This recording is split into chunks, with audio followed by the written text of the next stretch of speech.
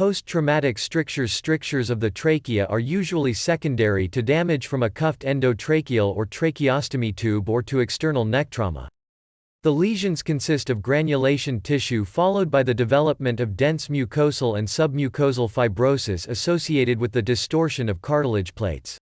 The two principal sites of stenosis following intubation or tracheostomy tube are at the stoma or at the level of the endotracheal or tracheostomy tube balloon. On radiographs, the stenosis may be seen as a focus of circumferential or eccentric narrowing associated with a segment of increased soft tissue.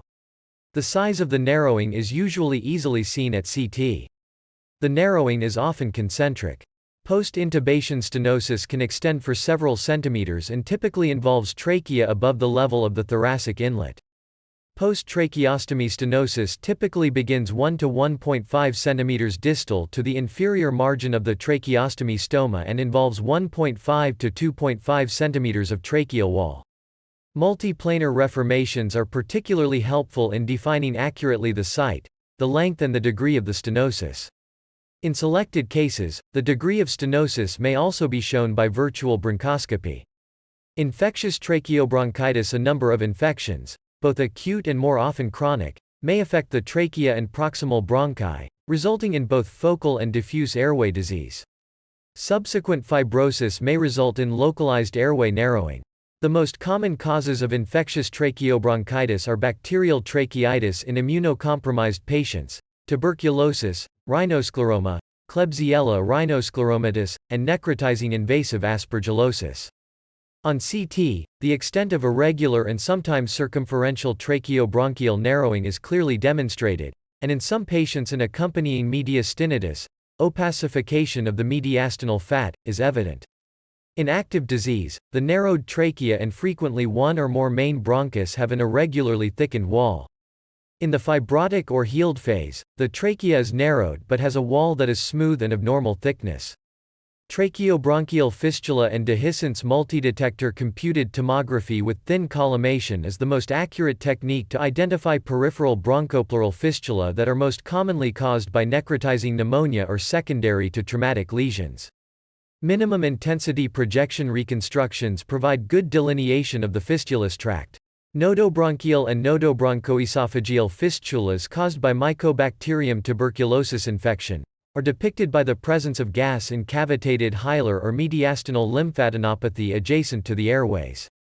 Tracheobronchoesophageal fistula may also be diagnosed even in adults.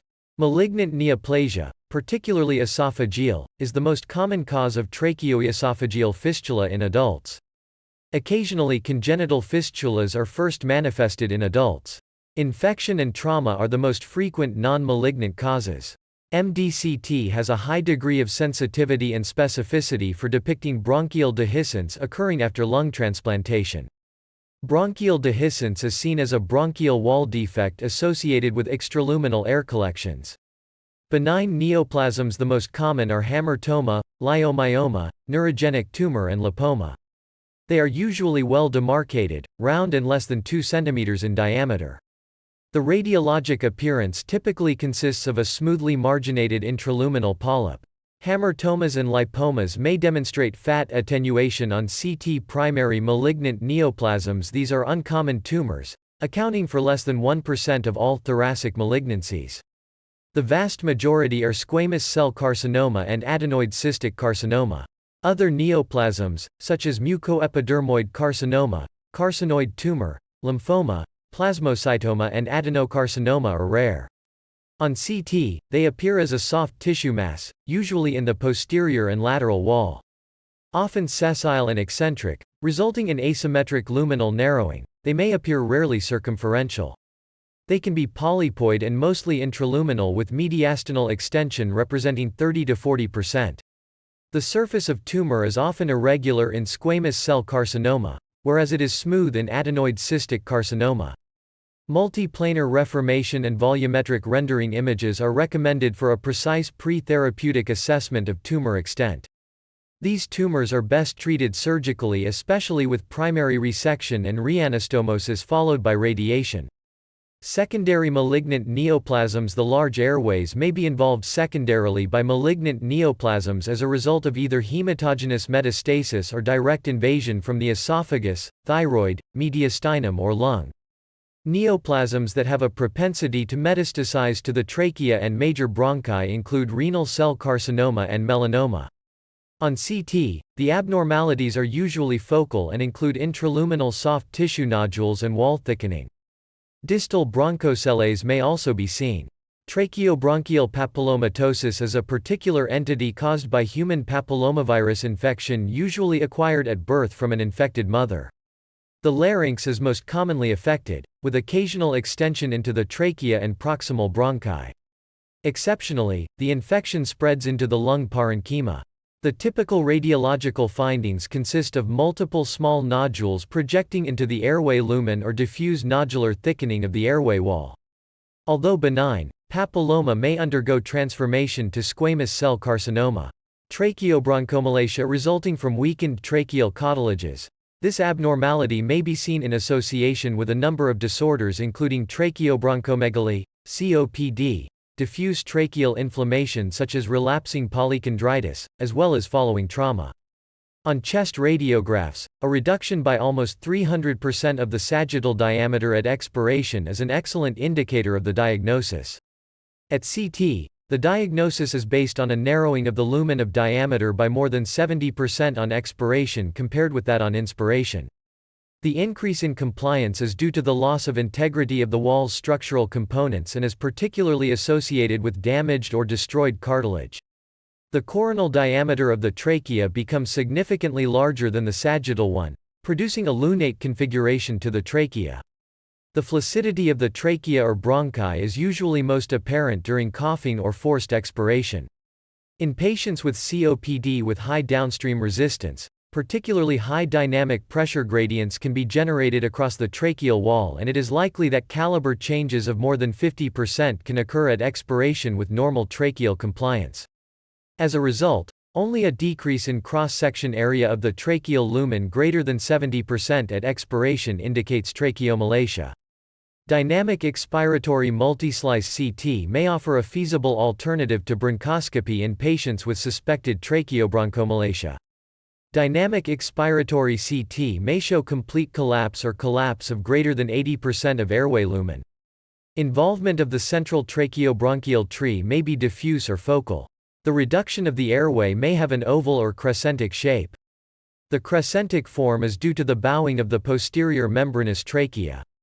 ANCA-associated granulomatous vasculitis definition. Large airway involvement is common, with or without subglottic or bronchial stenosis, ulceration and pseudotumor formation, in the CT thickening of the subglottic region and proximal trachea, with smooth symmetrical or asymmetrical narrowing over a variable length seen.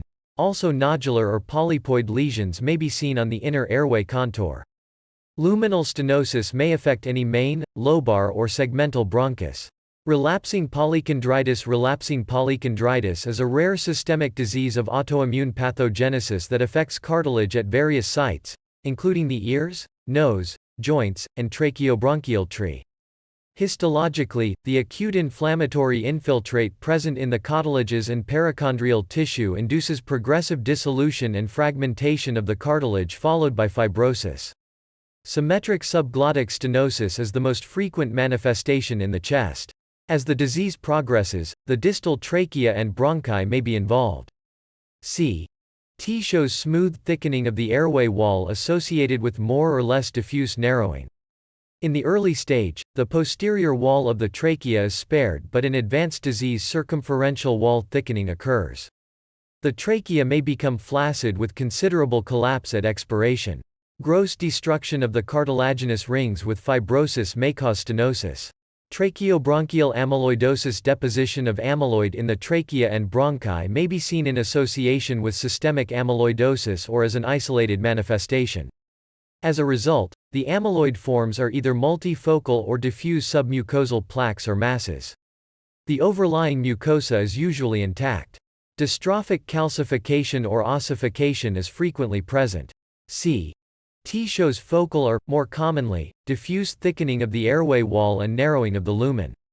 Calcification may be seen. Narrowing of the proximal bronchi can lead to distal atelectasis, bronchiectasis, or both, or to obstructive pneumonia.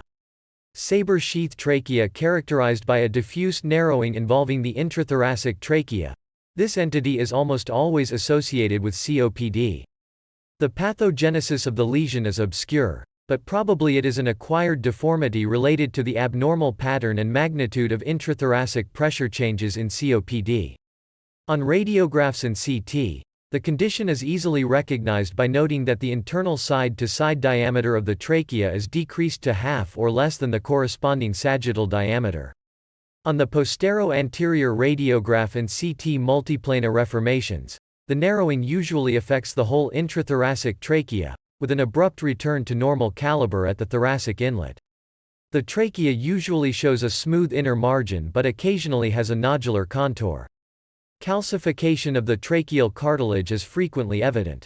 Tracheobronchomegaly, also called Monier-Kuhn disease. This refers to patients who have marked dilatation of the trachea and mainstem bronchi. It is often associated with tracheal diverticulosis, recurrent lower respiratory tract infection and bronchiectasis. Atrophy affects the elastic and muscular elements of both the cartilaginous and membranous parts of the trachea. The diagnosis is based on radiological findings. The immediately subglottic trachea has a normal diameter, but it expands as it passes to the carina, and this dilatation often continues into the major bronchi. Atrophic mucosa prolapses between cartilage rings and gives the trachea a characteristically corrugated outline on a plain radiograph. Corrugations may become exaggerated to form saculations or diverticula. Diagnosing criteria. On CT, a tracheal diameter of greater than 3 cm, measured 2 cm above the aortic arch, and diameter of 2.4 and 2.3 cm for the right and left bronchi respectively. Additional findings include tracheal scalloping or diverticula, especially along the posterior membranous tracheal wall. Tracheobronchopathia osteochondroplastica. This rare disorder is characterized by the presence of multiple cartilaginous nodules and bony submucosal nodules on the inner surface of the trachea and proximal airways. Men are more frequently involved than women, and most patients are more than 50 years of age. Histologically, the nodules contain heterotopic bone, cartilage and calcified acellular protein matrix.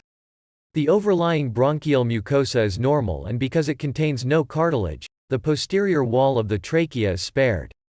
The chest radiograph may be normal or may demonstrate lobar collapse or infective consolidation. If the tracheal air column is clearly seen, multiple sessile nodules that project into the tracheal lumen extending over a long segment of the trachea can be appreciated. On CT, tracheal cartilages are thickened and show irregular calcifications. The nodules may protrude from the anterior and lateral walls into the lumen. They usually show foci of calcification.